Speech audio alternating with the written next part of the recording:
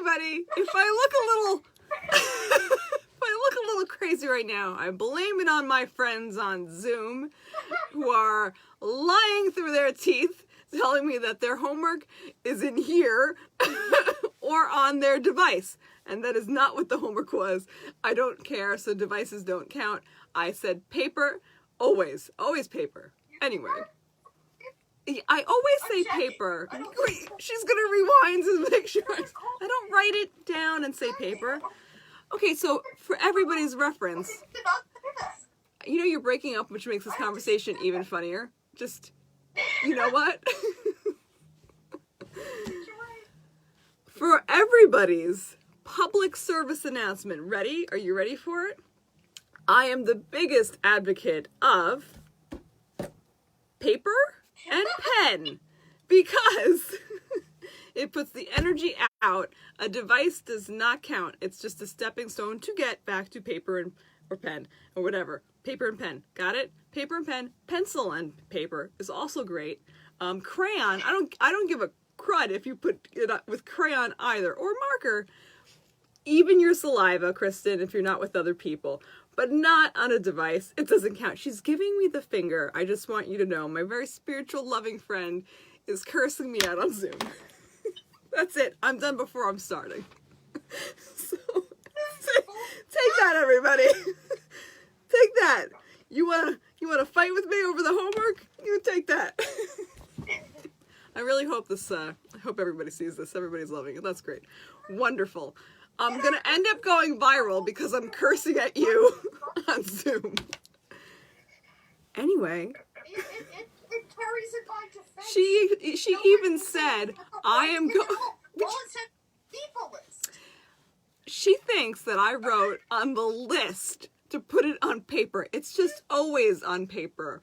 You want to go back to like the first meditation class? No, it said keep a running list of everything that felt good for the day. I'm gonna take a deep breath, and then I'm gonna mute Kristen. Renee is making faces on Facebook. Oh god, that's so funny. What am I gonna do with her? I can't take it. Hello, Renee. Hello, Laura. Are you sure you want to be on tonight? I think you should, because it's very entertaining what's going to be happening. And Kristen, it looks like your shirt's falling off. I'm just saying. Anyway. I see it. You have cutout shirt. I get it. Oh my gosh. So if anything you learned from tonight, it's that I want you to write your homework down on paper. Got it? Okay. Thank you. Moving right along. So last week's homework that was supposed to be written down on paper was the first part was a win list, a running win list. So meaning like it could be something that was small, it could be something that was big, it could be something ridiculous like I successfully gave Vanessa the Friends FU and I felt good about it. And that would be a win for Kristen perhaps tonight. So, she's raising the roof. Very good. I think it's just been too much stuff going on today. Renee thinks she's gonna fall asleep in the middle of it. I'm pretty sure with this crazy energy, there's no chance that you're gonna fall asleep tonight.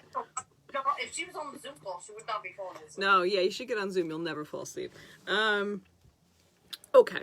So if you didn't do your win list on paper, guess what you should do. But I did do my my little win list, and it was very helpful. Some days it was kind of enlightening, meaning like, oh, these are really tiny because it's relative, remember, to how you're feeling and what's going on in your life. And then sometimes by the end of the day, they were bigger things that were wins. I definitely had a lot of my kids' wins on there, which are very personal to me, so that was helpful and felt good. And my daughter got a lot of stars that will ultimately lead up to a baby alive that are normally forbidden in my house at this point. So this is a big deal. Big deal. So no, I didn't see your first comment, Renee. You has a caffeine-induced bellyache. Terrible. First the matcha, now you got the caffeine thing going on. Maybe you should calm down with the drinks. Calm down. All right. So that's the running win list. And then what was the secondary homework? My loves. Kristen's not talking to me. She's looking up at the ceiling. Connect with someone. Soul mapping. Yeah. No, that was the week before. But thank you for your... You wrote it in this week's homework. What are you talking about? I can't. I haven't run up and... Anyway. This week's homework was, yes, connect with someone. It was all about kindness. Finding that way of... You know what, Kristen? I'm muting. You just be quiet. Finding a way to connect with someone, not just someone, but anything that has that innocence-inducing thing, meaning like taking a vulnerability chance. So we were giving the example of, walking on the street. Some of us used to do like a big smile as a hi. Now that's not really working out with the masks on. So a connection with the eyes and then a little wave. Did anybody get to do that? I did. And a couple of times it felt really awkward because I don't think they were even sure I was looking at them. So that was interesting. And then when they realized that I was looking at them, they like kind of had an awkward whatever. But and then finally it was like a follow-up wave. But even if I didn't get it, I was okay with it. I felt confident that my intentions were strong. But was there anything else that you felt this week was kind of a shot with that vulnerability aspect to it? So think about that. You're welcome, Jordan. So if you're not sure what we're talking about with that, look at the homework again and then ask some questions. So kind of stuff that lends to vulnerability helps free the soul because it gets back into that innocence part of it. Which is going to actually lead into, hi Heidi, it's been a while, I miss you. Lead into the other aspect of soul freeing is compassion. So kindness, obviously, and compassion, they go together, but they're not necessarily the same thing. So compassion, let's list a few ways of inducing compassion. Can you think of something like that? Kristen, I would love for you to talk now. In fact, I beg for you to talk now. She doesn't want to talk to me. She gave me the foot before. All right, I get it. You don't like me right now. That's fine. Man, you're so cute. Okay. Facebook people, if I could see you, tell me what lends to some compassion, which means no judgment. Okay, so compassion is not just kindness, it has no judgment involved. I'll wait a moment. Okay. Nothing? All right. So, cultivating compassion. If you think about, empathy, like we understand that if you put yourself in somebody else's shoes, you get a sense of empathy where you're not just trying to feel for them, you actually can imagine how they would feel. You can find ways of feeling what they feel, and then that would give you a sense of compassion.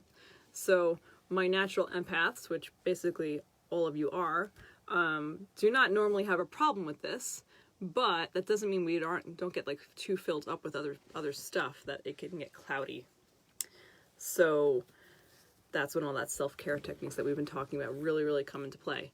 But if you're doing pretty well and you're feeling pretty grounded, the cultivating compassion can be very, very simple, right? So it's more than just reaching out to somebody. It's actually trying to sense like, oh, they didn't get back to me. I wonder if something else is going on with them, right? I wonder if there's something else. So instead of feeling like taking it personally, you're still going to go that extra step of trying to explore what's happening for them.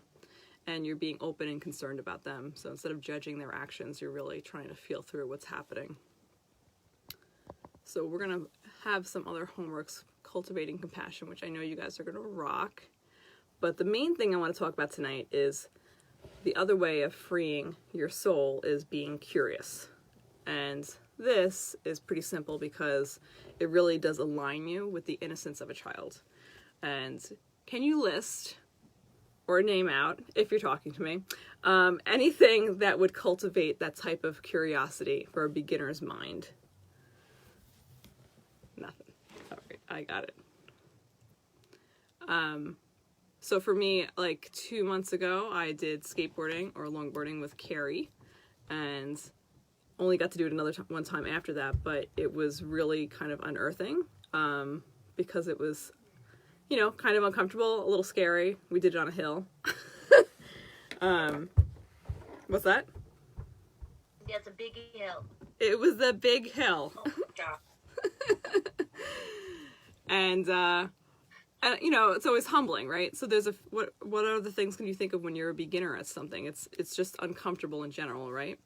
But when kids do something new, they're not necessarily so anxious about it as we might be as adults, and that's why it's important for us to keep doing it. We have to keep breaking through that feeling of, you know, oh my gosh, what if I'm bad? What if I'm bad? You know, Carrie is a natural athlete. I kind of probably am too. I just was never spoken like that. Like, it was like I was a natural dancer or whatever, but you don't normally say athletics for dance until, you know, people think outside the box, like, oh yeah, that really is very athletic. But anyway, Carrie was always labeled like that. So when she does something, it's like, it seems so much easier for her. And that's kind of the narrative that I get when I'm around her. I'm like, oh, it's going to be so easy for Carrie. Whereas for me, I have a different story of like, oh, this is going to feel so weird. So my big thing is to keep trying. They're kind of uncomfortable. And Heidi's saying, oh yeah, kids embrace new stuff really easily, right? Like, they're like, oh, they're not as tentative about it, partially because most of them are new at the same time, right? So generally you have like a 5-year-old starting, you know, soccer or whatever. Most of them are pretty new at it. Whereas when we're adults, we're like, other people have been, you know, more experienced or more exposed to those things. So we have more of that awareness of what if it's not, what if I'm terrible at it and this is super embarrassing. For example, if you watch me bowl, it's been a millennial, and it would be kind of funny. But there's certain things that I don't care. Like, I really wouldn't care if I did terrible at bowling, but if you put me in skates and I fell on my face, I would feel pretty bad. So there's another relativity thing going on here. So that beginner's mind is really important to engage in on a pretty constant basis. At least like once a month, you should do something that is like a little different for you. And we've talked about this in the past, but I didn't talk about it in in relation to being able to bring it back to free the soul. So just as a reminder, when we're talking about the soul, we're talking about that connection to the divine. So we're letting go of the ego-based center of me, which is a disconnect to the divine. And we're talking about soul being the relation to the divine, which is how we connect to everything around us. So I know Kristen really likes to draw and color stuff like that. Was there a time that you felt weird with the painting? When you first did a paint night? Ooh, you totally broke up. When I went, I said, I'm not going and I'm not painting. Yeah. So it's almost like in a sense, it's almost like an internal tantrum, in a sense, like a little kid, like, I'm not going to do that. I'm not going to do that. You know, and then how did you feel afterwards? Robin said it best. She said, all of a sudden I looked over at you while you were painting and you were singing along with whatever music they were playing, and you didn't seem bothered or fazed or like anything had ever happened to you that was bad. Oh my gosh. And I was like, really? Because that's all I was thinking. That's about. all you were Yet, thinking. Apparently there was kind of a brain disconnect where I wasn't really behaving like that. Oh, that's kind of cool. Really weird. So she actually saw the moment where you kind of transitioned from this crazy... Yeah, I can tell you the song that was on the radio and everything. It was really weird. It's not even a song I like. Huh. But I was singing along with it and drinking my wine and painting. And I love that. So Kristen's saying that she basically still had that same narrative internally, that like, I'm really not enjoying this, but the external was really showing the truth of that she was being freed at that moment. She was even singing a song that she doesn't normally like. That's pretty cool. I like that. Hello, Renee, or Nene's name, whoever's there. Yeah, I'm here. She's hiding in the darkness. That's fine. Yeah, I am. So one of the easiest things to do to connect to that curiosity is to actually play with a child or play with an animal, right? And I usually say that that's a great way of helping when you're feeling really down too, is the same type of thing. Just to actually go to that very basic form of innocence. And they have it in like plethora. Like there's no way that they don't have that around them. They're so freely giving of it too. And it's combined with such passion and love that usually along the way into adulthood and most likely now, we're really trying to push through it and hold on to some of that stuff and remember what's going on. But the easiest way to get back to that is to actually, engage with a child, an animal, and then be outside a lot in nature too, because as you teach them stuff, forget it, like your whole internal dialogue is going to light up, because all that excitement about learning something it's so real when you aren't forced to do it. So if you're not in school and you're not forced to be in school, right? You're not forced to read a certain novel or something like that. And now you're teaching about it, and you're teaching it to, a child, or even showing an animal, oh, you like to be scratched like this, right? We were playing with the goats the other day. You like this, and I was laughing because they were teasing their mouths and whatever, but that type of interaction is so innocent. Yeah, Renee, it was ridiculous. I'm like, stop teasing the goats. But it's so important. You were teasing them. It's okay. Goats do that when you're touching their lips. They go do. I know. You don't see those videos? You better watch out. I'll take a video of you and show everybody. So that type of curiosity, and what's interesting too is that the goats kept kind of coming up to us anyway, like, and we didn't have food, and we were showing that we have nothing, we don't smell like anything, we have no food for you, but they were curious, and that's what kept them coming. They're not starving, they're doing okay over there, but they kept coming because they have that type of innocence. So how do we get back to that with us? Like, what can we do? So if I have, my friends on Zoom over here, and if I gave them each their little assignment, like Kristen, I'll put paint or music, right? Let's put paint by her. And then Carrie, I'd put whatever sport. I'll say basketball. And then Renee, I'd put paddleboarding. And then I mixed them up, and I made them do an opposite thing that they're not used to doing. What would happen then, right? How interesting would that be if Kristen suddenly had to go paddleboarding? And Carrie had to start painting. Like, it would be pretty crazy, right? But I think it's a great exercise to do, because something would be sparked. At first, you'd probably fight it in some way, shape, or form. And then at some point, there's just this magical transition. Kristen's looking like, no, there will be no magic happening. But it is possible.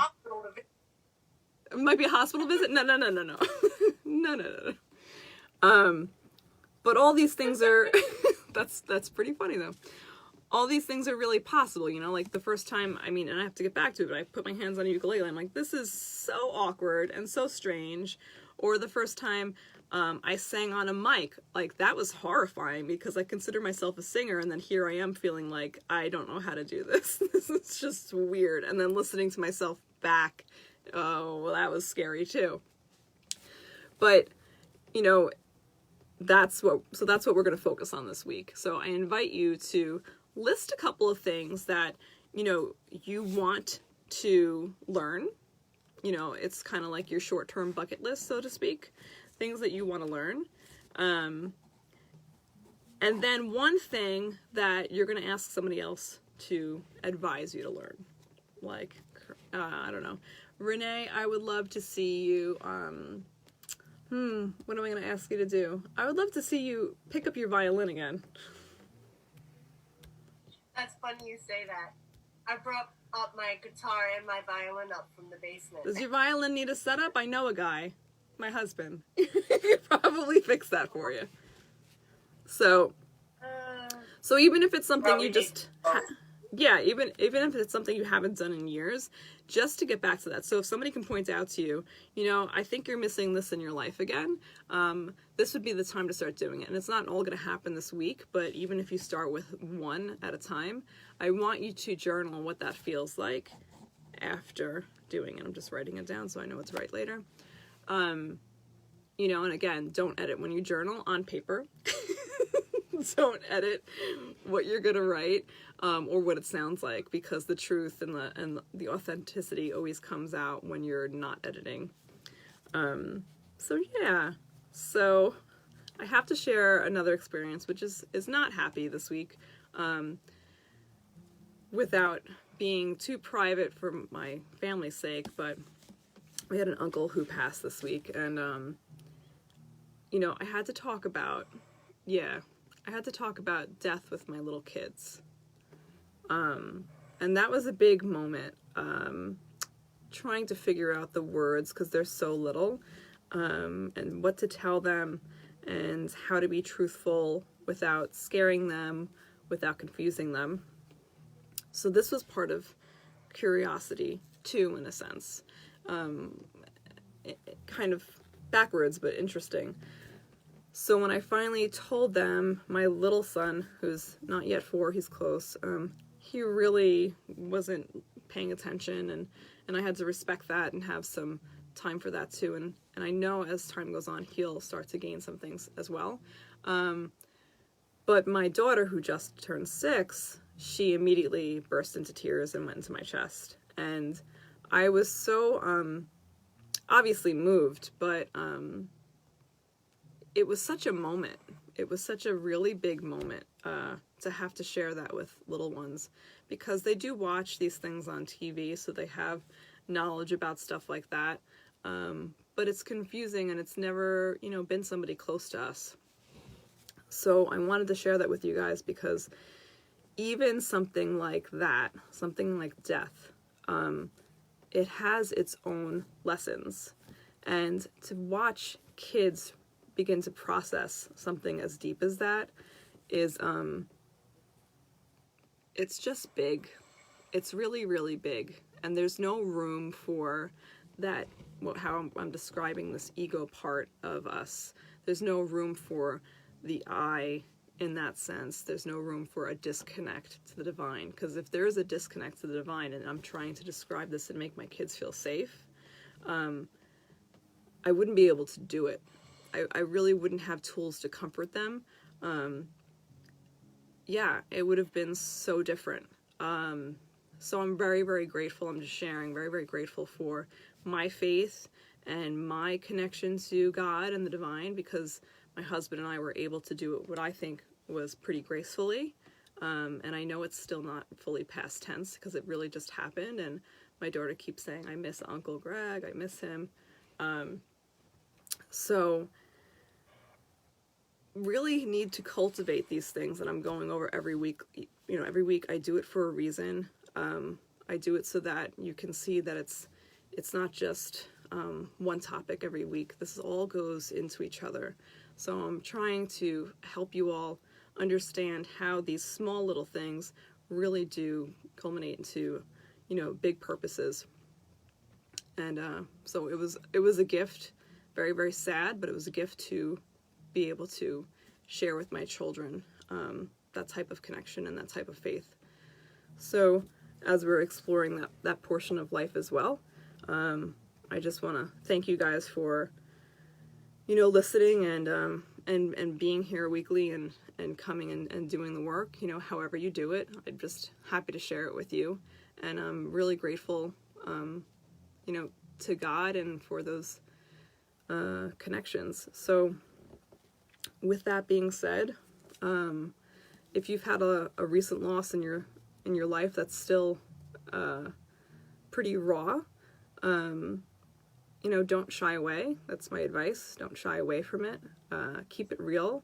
And if you have something that's still really affecting you, even a loss from many years ago, and it comes up again in waves, as we all know grieving does, you know, just remember that you have a major community available to you. And if it's not your close friends or family that you would think of, I want you to think of me, and I want you to think of the rest of my community here, our spiritual sangha, so that you feel that connection and you don't feel alone. Okay? So thanks for that, guys. So I'm impressed that I did not cry.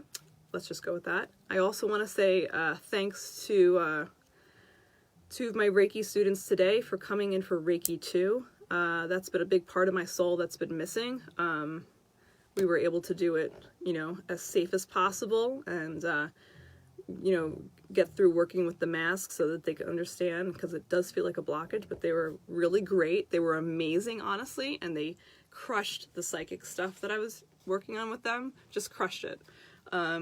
So that was so cool, and I wish I could share a video of it, because just watching people go from, like I said, we're going to do some psychic work, and I gave them a list of 1 through 10, and I start writing down all these things and teach them how to cultivate that intuition, and they're like, this isn't going to work. What are you talking about? You don't even know what they got off that list. I was like, are you surprised? They're like, shocked. I'm shocked. So that was just such a cool moment. And then I had them do a distant healing on somebody they've never met before. They don't know what she looks like. All I did was tell them her first name, nothing else. I said, here's her first name, and she just went through surgery. I'm not telling you what it is. I'm not telling you anything else. You don't even know. They're like, does she have this type of hair? Does she look like this? Was the scarf this color? Was it like this? It was crazy. I was so proud of them. So very, very exciting, and I can't wait to teach more. And then the best part is that they weren't from the same class, but they did know each other. So now as we go through more Reiki tours, we'll come back into this major community, and at some point we'll all be able to be together, and I can't wait for that. So super excited with that. Anyway, thanks for listening, guys. It is time to relax and listen to my soothing voice as I guide you through whatever meditation happens coming from my mouth, because nobody knows. Every week is a new journey. And let's find where we're going. Okay. Relax yourselves. Put yourself on mute. You're good. Okay. And I love seeing my friends on here. Hey, Mary, Liz, Heidi. Somebody else came on before too. I missed them. Okay. So since this week is all about cultivating compassion and curiosity, that's where we're going to go tonight. So the easiest way to do that is I want you to imagine your 7-year-old self. There is really no rhyme or reason to why I'm picking the number 7. It just came into my head. And so oddly enough, my music is suddenly going nuts. It could be that I taught Reiki for 5 hours. Okay. We might not have music. I don't know. Strange. Okay, it's gone. Anyway, so imagining your 7-year-old self. See the way your hair is.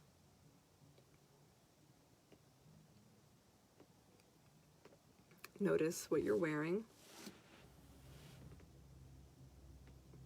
And the music is back. Okay.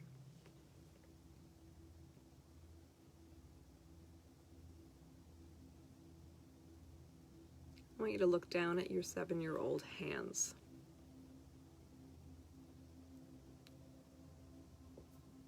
See if there's any cuts on them, if your nails are a little jagged, if there's dirt underneath your nails, or maybe they're perfectly manicured, whatever they are, but it's 7-year-old hands.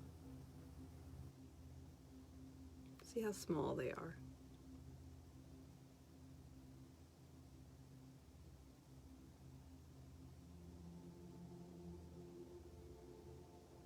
I want you to look in the mirror, and I want you to see your 7-year-old mouth. Maybe there's a tooth or two missing. Notice how wet your tongue is. How rosy your cheeks are. And look at those big, wide-eyed, beautiful eyes. full of wonder.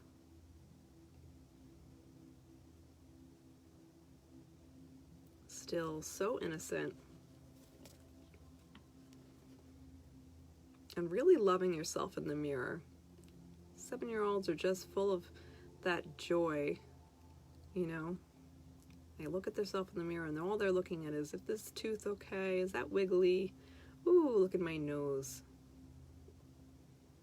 Just notice yourself.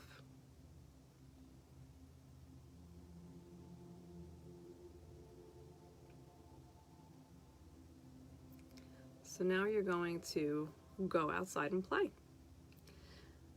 Your little 7-year-old self is going to see a beautiful, bright, sunny day.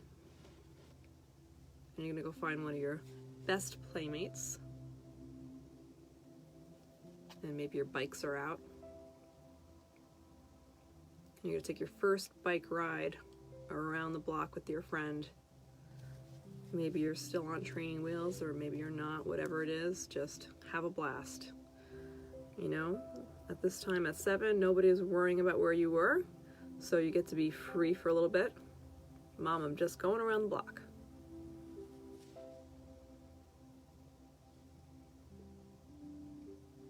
And I'm sure you remember your neighborhood. Notice how the sidewalk is. You probably know every little bump.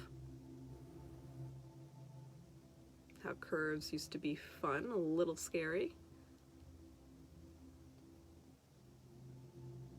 And then race your friend to the end of the block.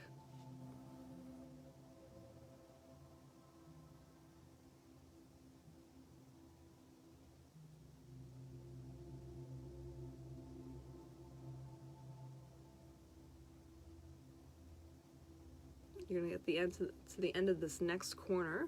You're gonna jump off your bikes and go grab a ball, a big kickball. And you're gonna recruit a couple of friends. You're gonna get right in that street and start to play kickball.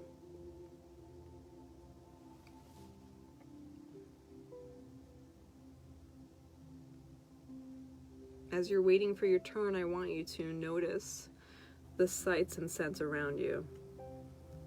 Sometimes as a kid you would notice things like fresh laundry. You could smell that detergent a mile away. It was super strong back then. You might notice the smell of somebody smoking a cigarette. You might notice anything of nature. But kids, they notice all of these things. They don't always talk about it, but they notice it all. And then when it's your turn, I want you to get up and get that ball a nice big kick.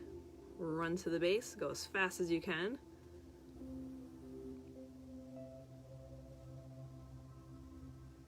And literally over the next few breaths, you're just gonna focus on playing kickball with your friends.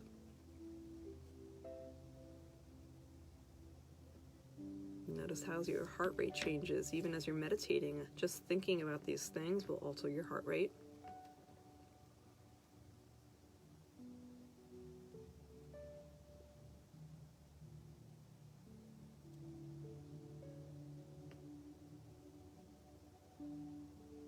And then give your friends big high fives, rounding those bases, giving big kicks, running really fast.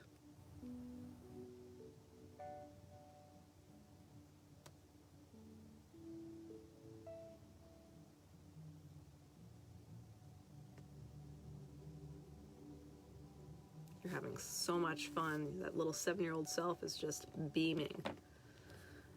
And now it's time to try something else. So let's go in and get a basketball. And you know, those big hoops are always out right on the sidewalk. Once in a while you might hit a car, but you never stop playing, right? So you're gonna take turns, and if you know the game horse, you can play horse. If you don't know that, you're just playing for hoops.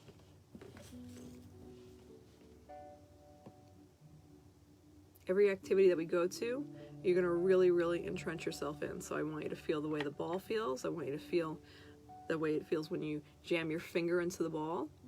I want you to feel what it's like when somebody else grabs the ball. Just have the experience all over again.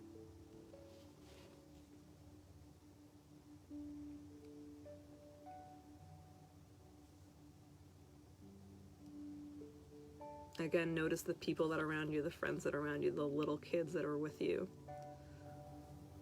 Notice the different age groups all playing together as one.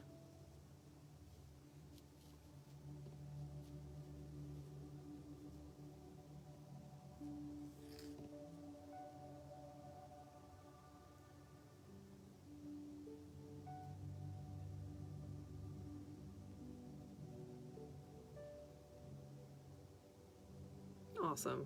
You're going to have a race now. So if you didn't have cones around, you take any object you can find. You're going to place one on one side, half the block, and one on the other side, just halfway down. And you're just going to run from one to the other. I want you to run as fast as you can possibly go. Those little legs, 7-year-old legs, running in your Keds or your whatever they are, just run as fast as you can go. Really, really fast.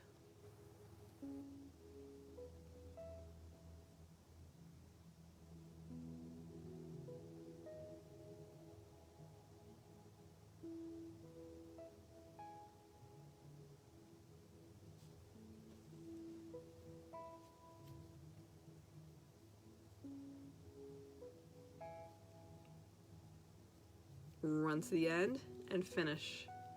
And at that finish mark, you're going to do a nice big jump with your friends. You're having an awesome time, and that 7-year-old body of you is having the best time of their lives, not worried about anything else, just focusing on running and catching things, playing around and around. For the next few breaths, you're going to go into your own activity. I won't give you any direction other than I want you to completely wrap yourselves into it. So whatever you're thinking of right now, commit to for the next 10 breaths or so, and go for it.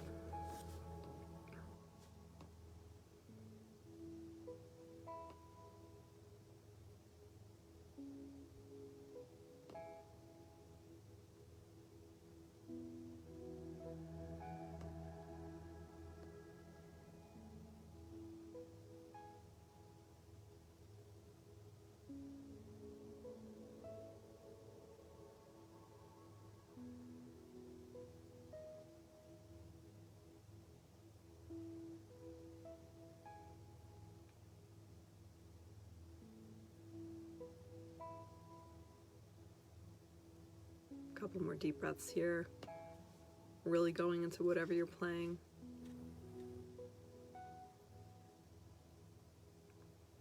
Pause in your mind's eye right here, look down at your 7-year-old feet, take note of the shoes that you're wearing, how your laces are they untied? See if you can tie them yourself, or maybe you have Velcro on. Notice how it's not as easy to tie a shoe at 7.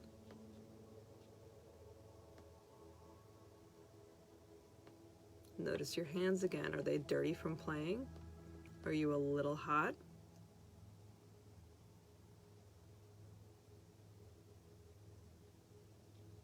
As you look down at your feet, you're going to notice a trail of ants.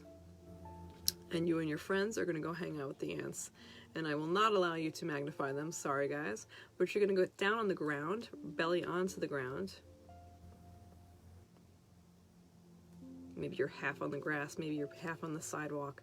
But I just want you to feel your abdomen pressed into the ground. 7-year-old bodies are really comfortable on their bellies. Super comfortable, really relaxed. Feet are kicking around, and now you're focusing on these little trail of ants, and you're wondering, where are they going to? So excited just to find out where they're taking that little grain of anything, and how they can possibly carry it. They're so tiny. Where are they bringing it, and how organized they are getting it there. So you're going to watch those ants go around, follow them around where they're going into that sand pile, and notice how they get into the cracks with ease. Those little tiny things, how do they know what to do?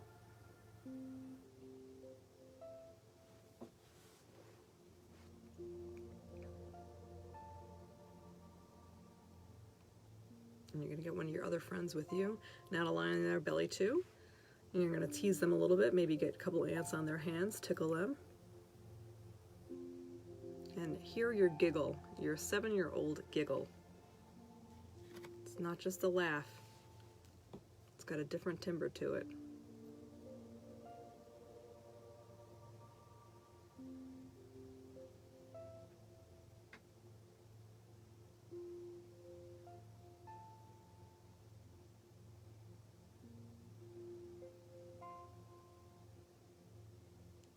that little ant tickling your friend's hand turned into kind of a tickle fight briefly, and now you guys are laughing and giggling crazily, just having the time of your lives, rolling around, wrestling on the grass, and just laughing.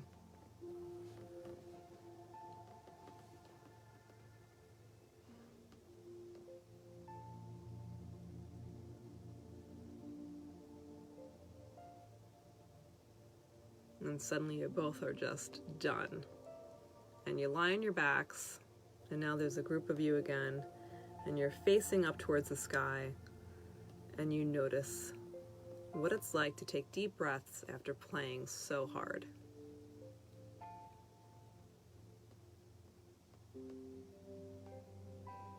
Your chest is heaving, your belly is going up and down so easily, and you look at that sky and just gaze out. This is a form of meditation you did as a child. Can you imagine? You didn't know what you were doing. You were just gazing out, focusing only on getting that breath in and just looking up at the sky. And you had no problem with it. It was so easy, just a daydream. Nobody needed to direct your breath or tell you how good you were doing. You just played really hard, and then you listened to your body, and your body wanted to rest and daydream.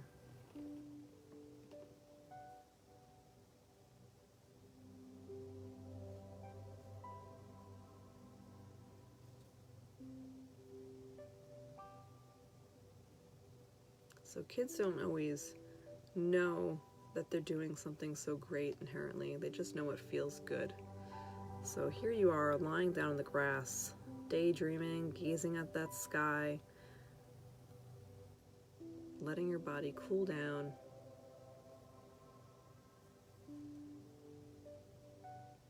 And really, it's the first form of Shavasana, like a corpse pose. It's just this slow, easy connection. And all that awareness starts here, knowing what feels good.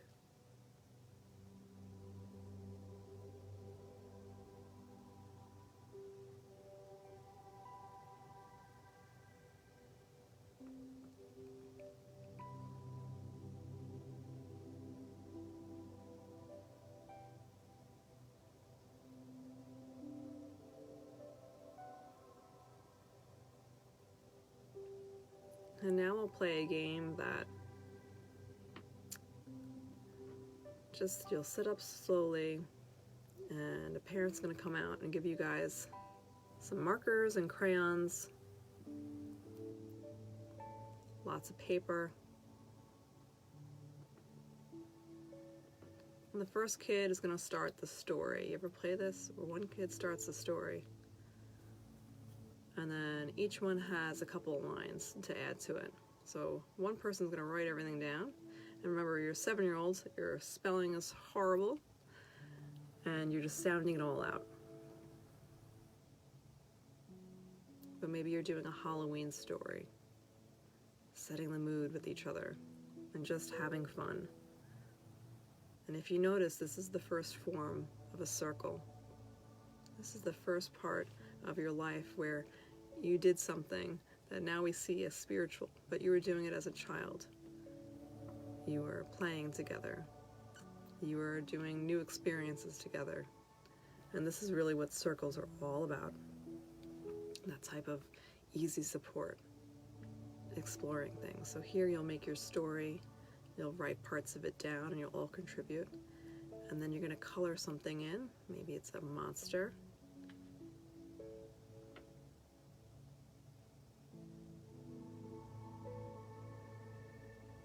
And then another parent's going to come out and give you all some juice.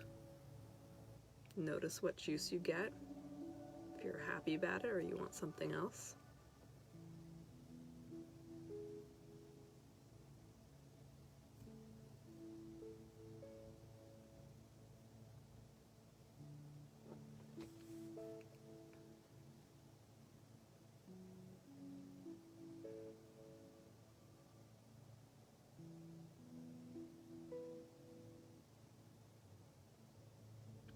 So as you're here in your mind's eye enjoying being this beautiful child again, as you're noticing what it feels like to just be part of that story all over again, without any drama, no backstories, just playing and enjoying one another's company, I want you now to take note in your actual physical body and see how you respond to an excellent narrative, to something that is really easily supported.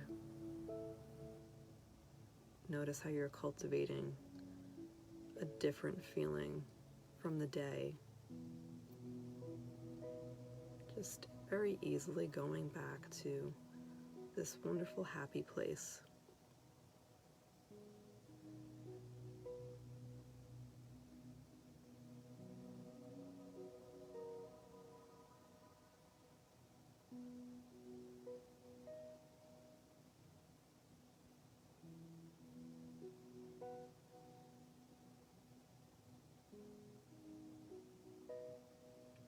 So as you very slowly come back to your physical body, I want you to keep some of these images close in your mind.